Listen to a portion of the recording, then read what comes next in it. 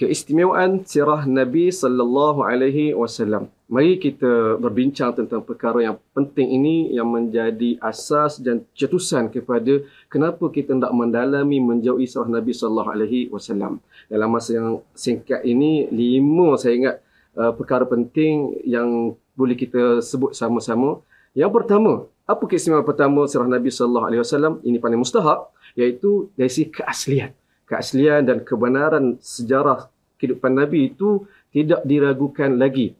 Untuk nak nampak keistimewaan ini perlu ada perbandingan. Kita banding dengan sirah Nabi yang terdahulu dan sirah manusia yang selain daripada itu, kita akan rasa perbezaan ini. Bagaimana tu? Secara mudah kita boleh sebut setiap perkara babak kehidupan Nabi yang kita tahu, Nabi buat begini, dia betul lah pada hari ini kita membaca secara tak langsung. Tapi kalau kita mendalami lebih dalam, setiap fakta yang berkaitan Nabi itu ada riwayat, ada sanad dia, ada rantaian cerita perawi yang menceritakan hal ini. Lalu kita boleh kaji setiap orang yang sebut ni, dia terima daripada siapa, terima daripada siapa, tengok betul.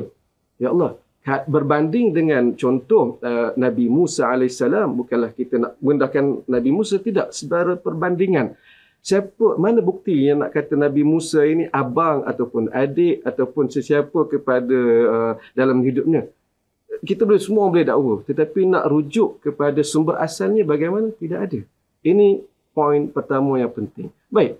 Yang kedua, keistimewaan sirah Nabi SAW ialah tentang kejelasan tentang pada setiap peringkat pembesaran ataupun kehidupan Nabi SAW. Ini Masya Allah, hikmah Allah yang sangat besar berkenaan dengan ini. Bandinglah hatta dengan tokoh manusia moden sekalipun, tak akan ada yang dapat menyaingi Nabi dari sudut ini.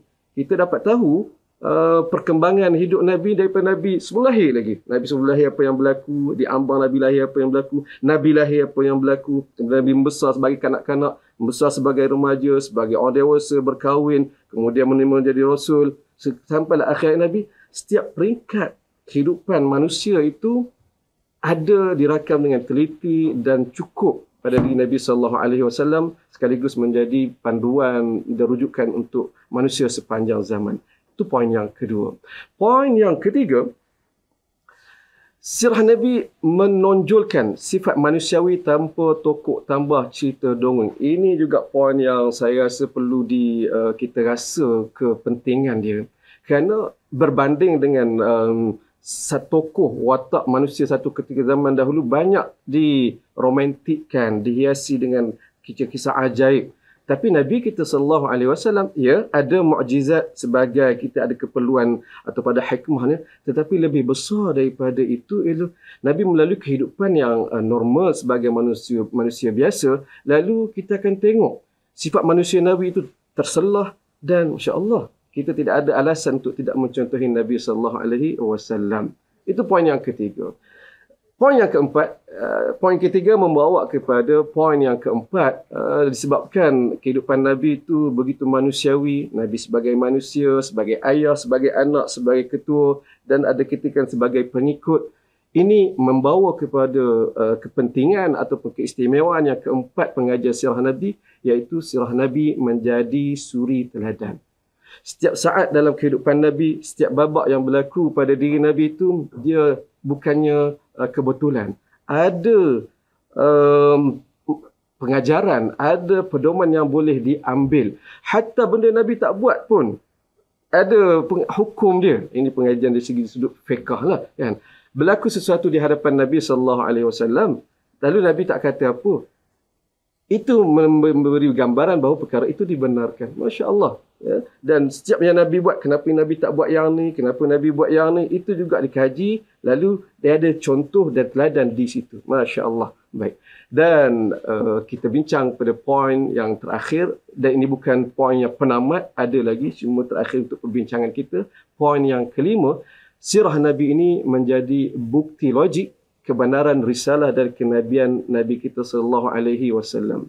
Saya teringat kata-kata antara Syekh Abdul Fattah Abu Ghuddah, dia pernah menyebut dalam bahasa terjemahannya, seandainya Rasulullah sallallahu alaihi wasallam tidak dibekalkan oleh Allah dengan sebarang mukjizat pun, cukuplah para sahabat Nabi itu bukti kebenaran kenabian Nabi sallallahu alaihi wasallam.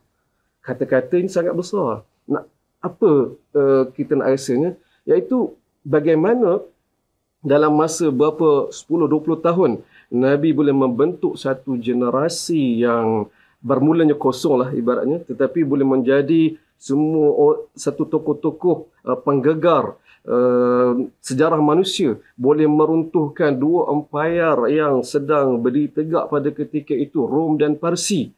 Dan ini bukannya mukjizat semata-mata. Dia dipandu dengan wahyu Allah, betul, dibantu sedikit sebanyak dengan mukjizat bantuan Allah pada saat yang memerlukan, tapi lebih daripada itu, di sana ada proses betapa Nabi SAW memenuhi sunnatullah, melakukan proses pendidikan, bagaimana nak membentuk satu manusia ni, bagaimana nak mengurus bakat dan potensi manusia ni. Ini semuanya membawa kepada kita bincang, kita akan setiap yang orang yang mendalami ataupun mendekati sirah Nabi, dia akan mengakui, walaupun dia tidak beriman lagi, dia akan mengakui bahawa ini bukan manusia biasa. Di luar sana ada tulisan antara buku dari barat, seorang historian atau ahli sejarah barat yang menulis tentang Muhammad, buku dia, dan di hujung dia tidak beriman lagi, tetapi penulisan dia sangat objektif, sangat telus, dan di hujung sekali kita doakanlah dia beriman, disebut sallallahu alaihi wasallam. Kita baca itu mari sebab kita cukup merasai kekaguman dia terhadap Nabi sallallahu alaihi wasallam. Dia tidak tertarik langsung pun dengan mukjizat, tetapi proses kehidupan yang Nabi lalui itu yang menangkap, yang menawan hatinya. Mudah-mudahan dia masuk Islam. Dan ini poin yang kita sebut, poin yang kelima, tentang keistimewaan sirah Nabi sallallahu alaihi wasallam. Nabi sebagai bukti, sirah Nabi sebagai bukti kebenaran risalah dan kenabian Nabi sallallahu alaihi wasallam. Ingat 5 keistimewaan sirah Nabi sallallahu alaihi wasallam ini. Pertama, keaslian dan kebenaran sejarah yang tidak diragukan. Yang kedua, kejelasan tentang setiap peringkat kehidupan Nabi. Yang ketiga, sirah Nabi menonjolkan sifat manusiawi tanpa tokok tambah dongeng khayalan. Yang keempat, sirah Nabi sebagai suri teladan. Dan yang kelima, sirah Nabi sebagai bukti logik kebenaran risalah dan kenabian Nabi kita sallallahu alaihi wasallam. Sebagai penutup, belajar ilmu sirah ni sangat-sangat penting. Buktinya, para ulama salafus soleh terdahulu memberikan perhatian dan juga tumpuan yang sangat-sangat besar terhadap ilmu sirah. Kata cicit Nabi Ali Zainul Abidin ataupun Ali bin Al-Husain, kunna nu'allamu maghazi Nabi sallallahu alaihi wasallam wa sarayahu kama nu'allamu suratan minal Quran. Kami dahulu diajarkan ilmu-ilmu peperangan Nabi sallallahu alaihi wasallam dan juga sirah baginda Nabi sallallahu alaihi wasallam seperti mana kami diajarkan surah-surah dalam Al-Quran.